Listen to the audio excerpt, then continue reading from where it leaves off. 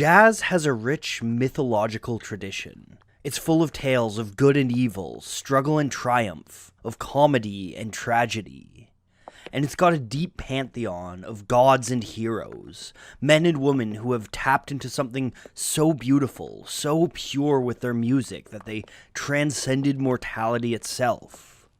Of course, because the story of jazz is the story of the modern age, we usually know the truth behind these legends. But there's one figure in jazz who has slipped almost entirely into myth. He was a man who lived at the turn of the century and blew horn lines so loud and so hot that they changed the course of history. He was the first true virtuoso of jazz music, and a man whose tragic life story would be echoed by the greats who followed in his footsteps. And he's a mystery that jazz has been trying to unravel for generations.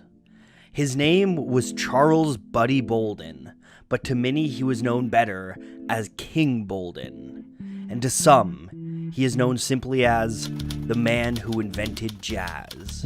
Let's take a closer look.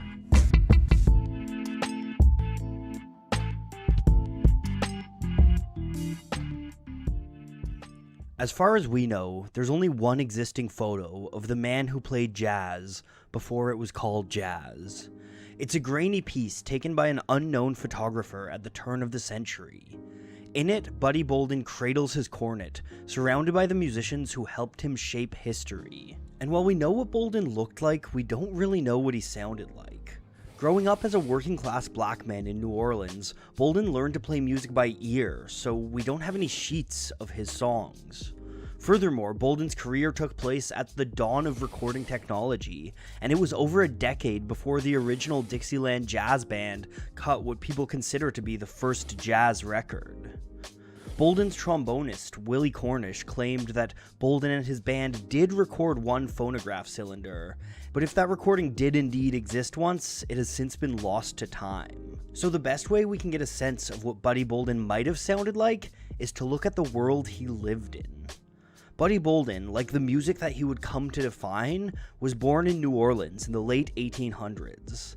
At that time, the city was a melting pot of diverse musical ideas.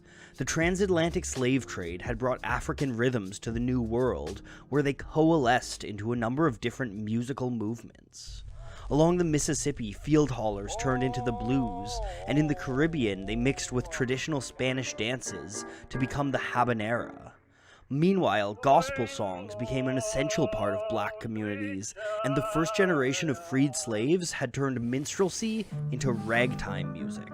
All of these musics met and conversed in the streets of New Orleans, where a young Buddy Bolden heard and began to learn them. But instead of singing in church or playing ragtime on piano, Bolden adapted the music he heard to his cornet.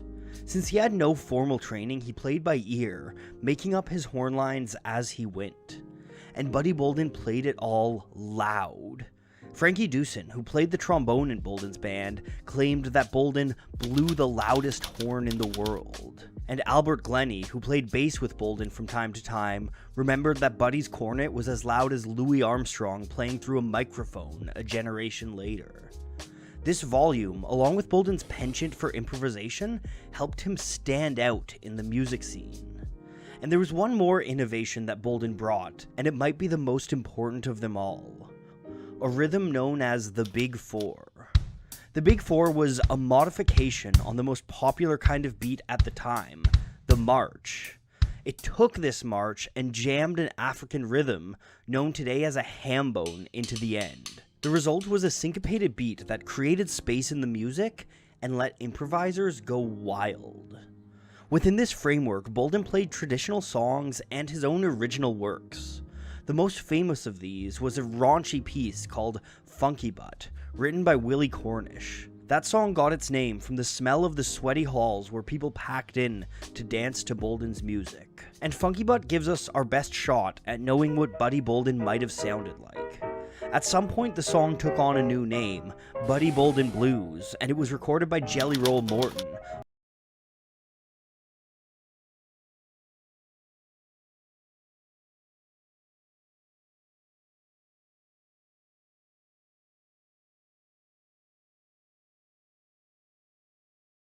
guess at what it might have sounded like comes from a 1943 recording made by Bunk Johnson.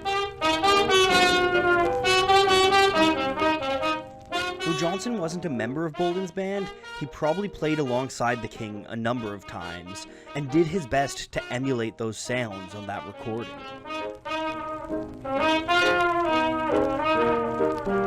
By the time the century turned, Buddy Bolden had been crowned the King of New Orleans music, though it was still years away from being named jazz. But Buddy Bolden's reign as King of New Orleans was short.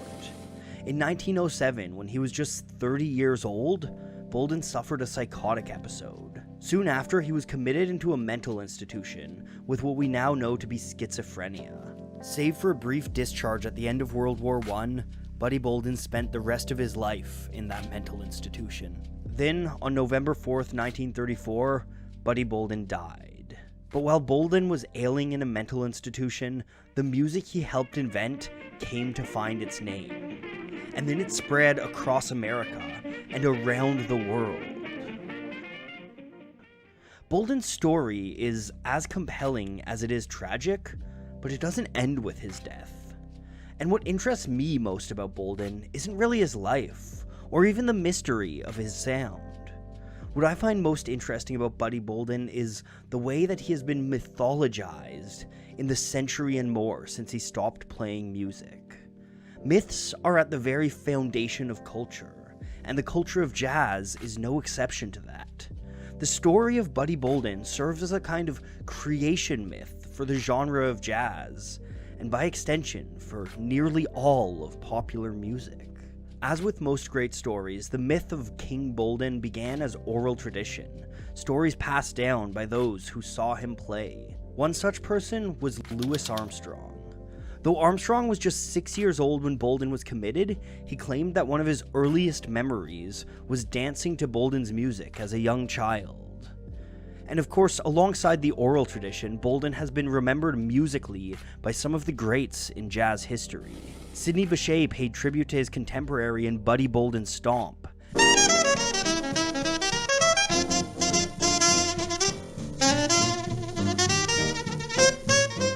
And then there's Duke Ellington's Hey Buddy Bolden.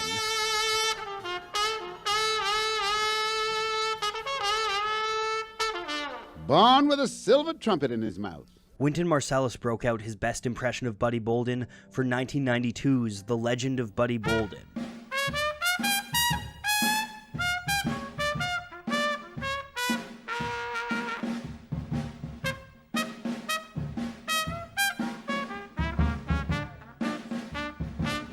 But there's two takes on Buddy Bolden, his life and his sound, that fascinate me most. Michael Ondaatje's novel Coming Through Slaughter, and the 2019 film Bolden. There have been other works about Bolden, but few others take such an open liberty with fact. Ondaatje's book includes a number of apocryphal stories, including that Bolden worked as a barber and ran a small press called The Cricket. Meanwhile, Bolden inserts familiar musical struggles into the titular character's life, notably those that represent the constant tug-of-war between creativity and commerciality. But neither of these works purport to be rooted in truth. Instead, these stories use Buddy Bolden the same way that we've always used the heroes of myth, as a means of explaining that which is inexplicable. And jazz is inexplicable. Sure, you can look at the history of the musics that coalesced into jazz and see where it came from, but there's something else about jazz, something raw and something uniquely human, something that captured the world in a way no music ever had and changed popular culture forever. Both stories try to explore this aspect of jazz, not just through the content, but through the way they tell Buddy Bolden's life. Ondaatje's story is strange and disjointed. His prose is experimental, often feeling closer to poetry. It seems to be a narrative built on creating spontaneous moments of beauty, like the improvisation that is one of the cornerstones of jazz music. Perhaps unsurprisingly, it's at its best when Ondaatje is writing about Bolden's music in question. We thought he was formless, but I think now he was tormented by order, what was outside it. He tore apart the plot, See, his music was immediately on top of his own life, echoing, as if when he was playing, he was lost and hunting for the right accidental notes. Listening to him was like talking to Coleman. You were both changing direction with every sentence, sometimes in the middle, using each other as a springboard through the dark. You were moving so fast it was unimportant to finish and clear everything. He would be describing something in 27 ways. There was pain and gentleness, everything jammed into each number.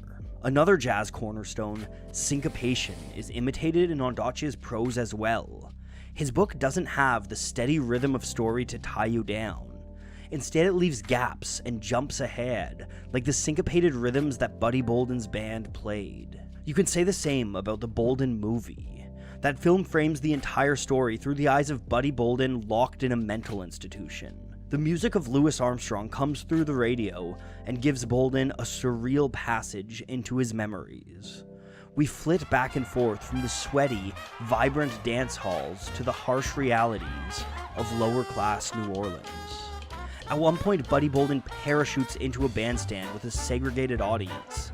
His music draws everyone away from the traditional pop and has people of different colors dancing and singing together with joy.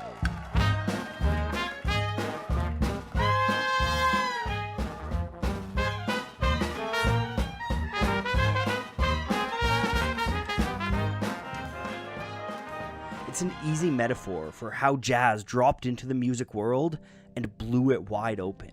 In addition to surreal, jazz-inspired passages like this, Bolden works new story beats into the life of the titular character. The biggest of these revolves around a fictionalized manager named Bartley who pressures Buddy into recording and selling his music.